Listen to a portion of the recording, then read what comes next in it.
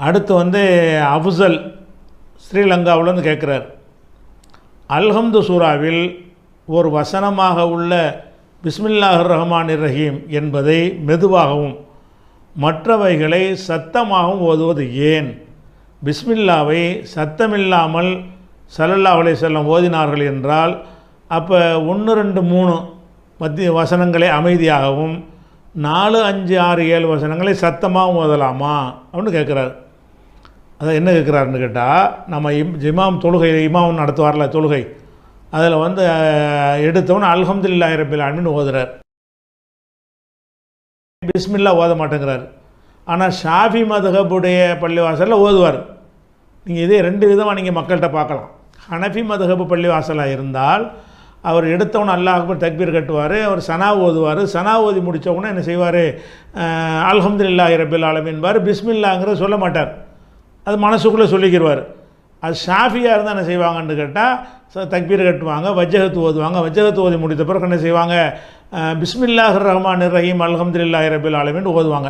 அப்போ 2 விதமாக ஓதக்கூடிய ஒரு வழக்கம் இருக்குது. இவர் எந்த வழக்கத்தை கேட்குறாருன்னு கேட்டால், அல்ஹம்து சூராவில் பிஸ்மில்லா ஒரு வசனம், ஏன்னா பிஸ்மில்லாவும் சேர்த்து தான் அந்த அல்ஹம்து சூரா அடங்கும். பிஸ்மில்லா விட்டுட்டு ஓதுனான்னு வைங்க, ஒரு வசனத்தை விட்டுட்டாண்டு ஆயிரும். குர்ஆனில் எல்லா சூறாவுலையும் பிஸ்மில்லா ஒரு வசனம், தௌபா சூறாவை தவிர 9வது சூறாவை தவிர பாக்கி எல்லா சூறாவுலையும் பிஸ்மில்லாஹிர் ரஹ்மானிர் ரஹீம் என்பது ஒரு வசனமாக இருக்குது. அப்போ வந்து அல்ஹம்து சூறாவை ஓதனம் என்று சொன்னால் அடையாளத்துக்கு நம்ம அல்ஹம்து சூரான்னு சொல்கிறோம். முதல் வசனம் பிஸ்மில்லா எல்லாத்துலேயும் இருக்கிறதுனால பிஸ்மில்லா சூரான்னு சொல்ல முடியாதுல்ல, எல்லாம் பிஸ்மில்லா தானே இருக்குது.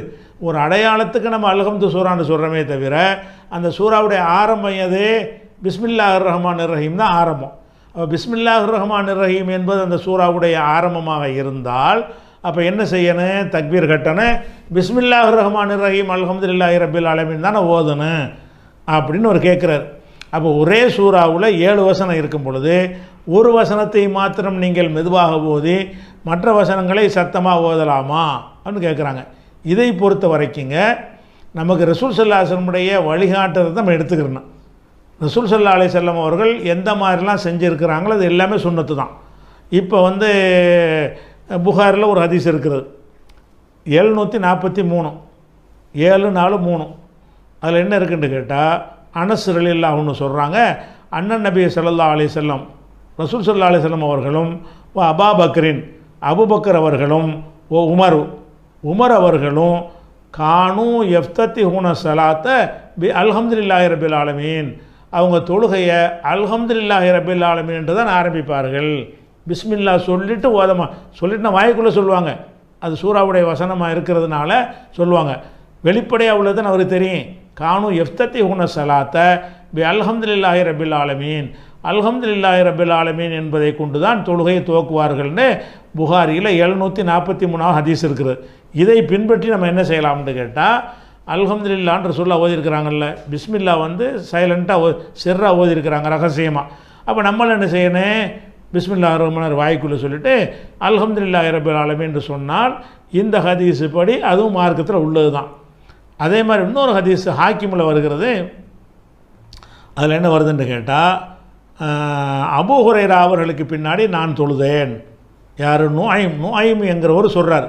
எப்படி சொல்கிறாருன்னு கேட்டால், குன்து வரா அபி ஹுரைரா, நான் அபூ ஹுரைராவுக்கு பின்னாடி தொழுதேன்.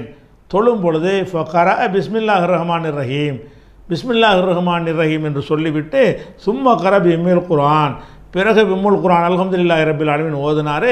ஹத்தா பலக உலல்லாலின் வரைக்கும் ஓதினவுன்னா கால ஆமீன், ஆமீன் என்று சொன்னார். ஓ காலன் நாசு ஆமீன், மக்களும் ஆமீன் என்று சொன்னார்கள். ஓ யக்கூலு குல்லமா சஜிதா அல்லாஹ் அக்பர், சஜிதா செய்யும் பொழுதெல்லாம் அல்லாஹ் அக்பர் என்று சொன்னார்னு சொல்லுது. ஓ யக்கூலு இதா சல்லம, சலாம் கொடுத்த பிறகு அவர் ஒரு வாசகத்தை சொல்கிறார்.